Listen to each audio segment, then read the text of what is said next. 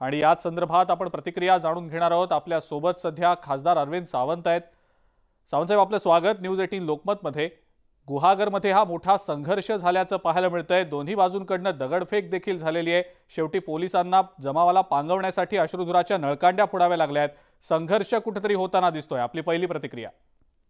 पहिली गोष्ट, मला काही ते वृत्त पाहायला नाही मिळालं, मी आहे बाहेर। पण घडेल असं, कारण सिंधुदुर्ग जिल्हा किंवा कोकण नासवण्याचं काम एक कुटुंब करते।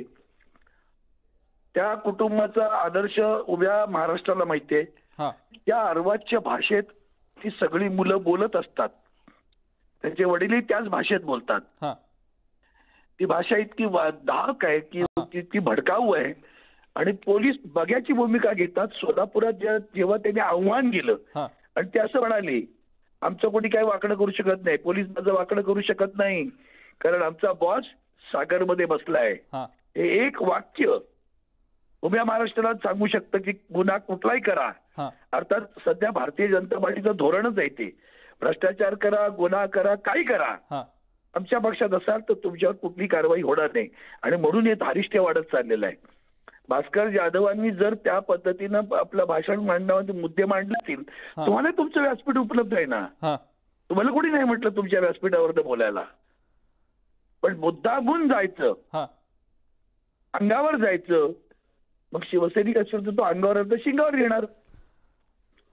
मग सावंत साहेब, आक्रमकतेने प्रत्युत्तर दिलं जाणार आहे का या पुढच्या काळात सुद्धा? उभ्या महाराष्ट्राचं राजकारण, समाजकारण नासवणारी प्रक्रिया भारतीय जनता पार्टी करते। नाही, मग सावंत साहेब, येत्या काळात आक्रमकतेनेच उत्तर दिलं जाणार आहे का?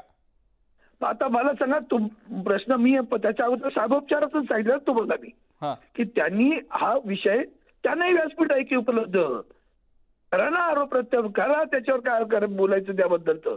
आधी ते बोलतात का हेच महाराष्ट्राला माहिती आहे ना सगळ्या। पोलीस का बघ्याची भूमिका घेतात हा खरा प्रश्न आहे। का पोलिसांनी सोलापूरच्या भाषणांत कारवाई केली नाही? का पोलिसांनी महिलांच्या अत्याचाराबद्दल अर्वाच्य शब्द वापरले तर कारवाई केली नाही? का पोलिसांनी बंदूक गोळी झाडल्यानंतर कारवाई केली नाही? याची उत्तरं पहिली द्या, मग पुढचे प्रश्न विचारा। ठीक आहे, मुद्दा कळला आपला सावंत साहेब। धन्यवाद, आपण ही जी प्रतिक्रिया दिली त्याबद्दल। आपल्या सोबत सध्या स्वतः भास्कर जाधव देखील आहेत फोन लाईनवरनं। जाधव साहेब, आपलं देखील स्वागत न्यूज 18 लोकमत मध्ये। हा संघर्ष नेमका कसा झाला, का चिघळला?